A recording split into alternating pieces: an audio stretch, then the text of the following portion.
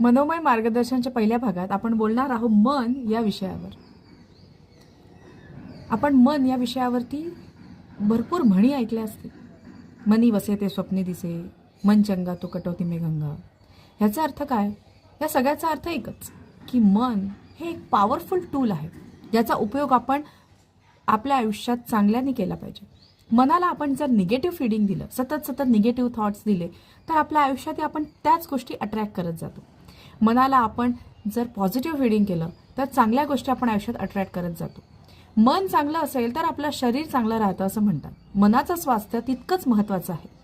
आजकाल आपण mental health या विषयावरती बराच उघडपणे बोलायला लागलो आहे.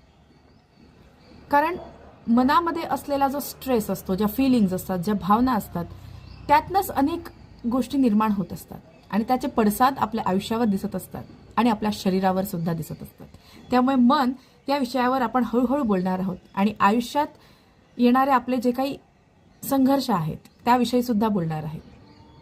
तर हळूहळू या सगळ्या गोष्टींचा उलगडा करूया मनोमय मार्गदर्शनमध्ये.